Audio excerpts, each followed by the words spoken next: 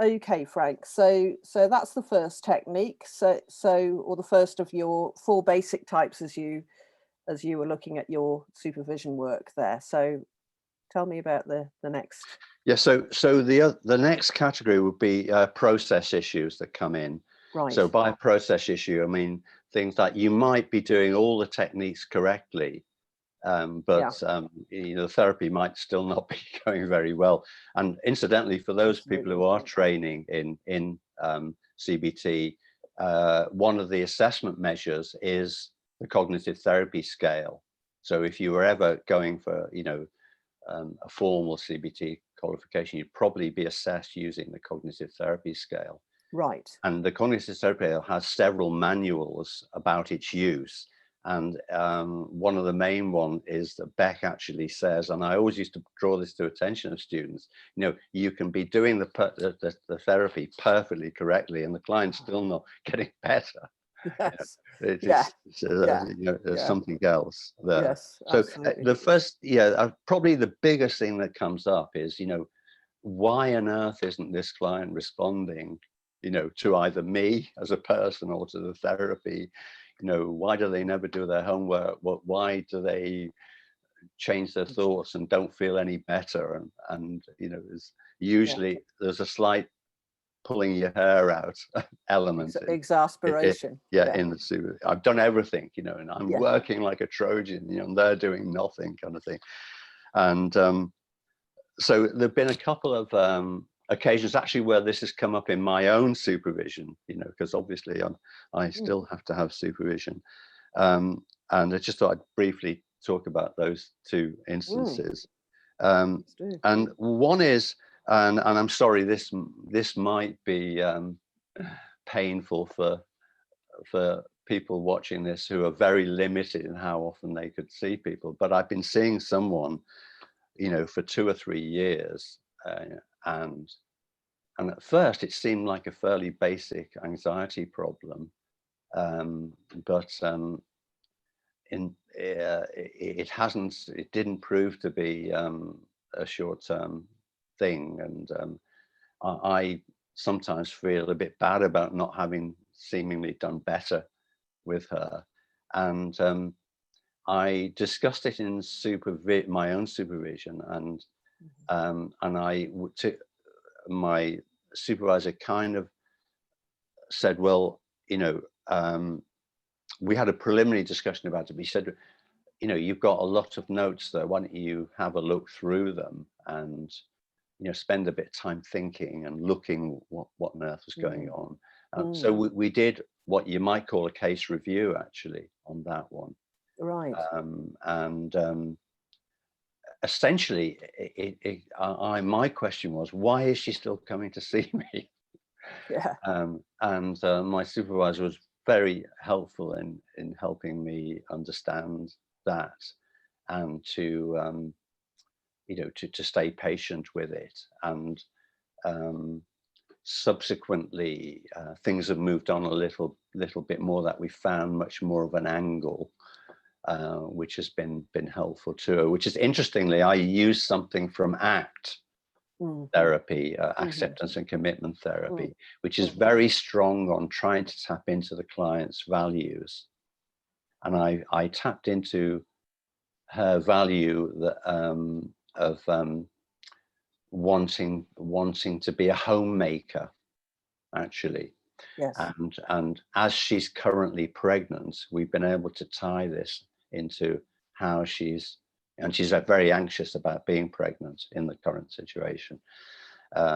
We've been able to tie it into, you know, how she wants things to be, to make a new home for her and her husband and the baby. And that's it's been actually quite a nice piece of work now, but it's taken a while to get to, and it's taken, you know, some pulling out of my hair, and you know, supervision time. And then another very similar one I had.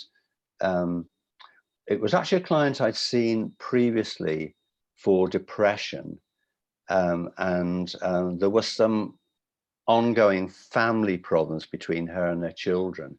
And she asked me if she'd come back to therapy just to deal with whether her and her son could come along and improve their relationship. And they both decided they wanted to do this. Okay. Well, you know, oh God, when, you know, the therapy started, all hell broke out. They was just so angry with it. It was like working with a couple, an extremely angry couple. Right. And it was a, you know, real Bit shocking. well, it felt like a bucking bronco almost. Right. trying to stay on this. Yes.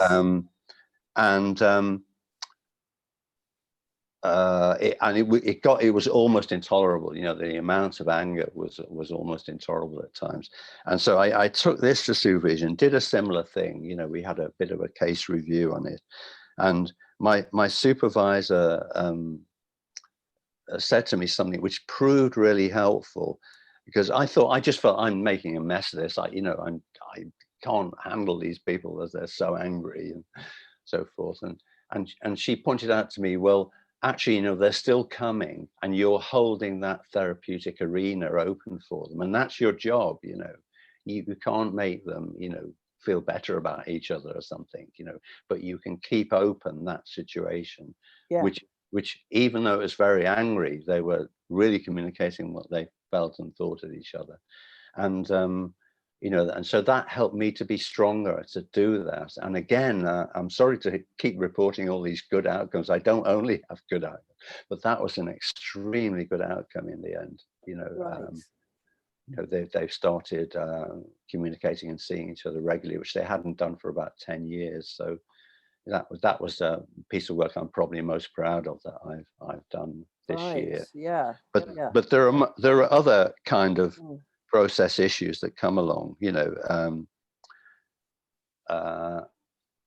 there's a certain sort, you know, you have to recognize that some clients are just very difficult, you know, and they are going to have a go at you. And, you know, if your confidence isn't fairly robust and your resilience isn't fairly robust, that they'll you know, they'll get in there and they'll use that, you know. Well, I suppose sometimes I've had to help people do that, you know.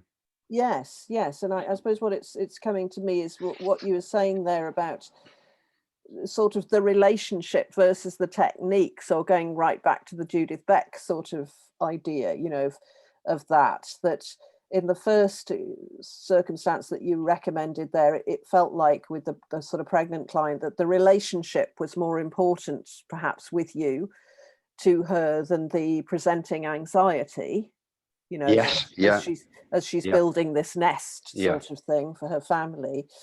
And then in the second example, you know, the sort of that holding that safe space, which felt quite jagged, but it was a space that they could really communicate in, you know, felt quite painful to hold. But at the same time, it's sort of almost like holding the door open for them, that they were able to talk to each other, and that there was a sort of breakthrough in that. So both of those are about sort of relationships in different ways, aren't they? Yeah, and I mean, you might almost think it sounded quite a lot like interpersonal therapy or an interpersonal type of therapy. But there was still the helpful CBT elements in it. In the first one of the things which I've worked out in the formulation of that case, was the conceptualization of it, was that when she was younger, and indeed this goes on up to today, she's in her 30s, the particular client I was thinking of there, and she reported that she would take her worries to her mother, and her mother would somehow do something which meant that she went away with more worries than she had taken in the first place. Yes. You know, her mother would suggest there was something odd about her for even worrying about things in you know, in any sort of way. And so, and I think, you know, there's a definite schema or belief or something around that, which is something like, you know, no one can deal with my worries. So I Yes. think all those years when I felt I wasn't doing anything, at least I was actually, you know, not Yes. sending her away.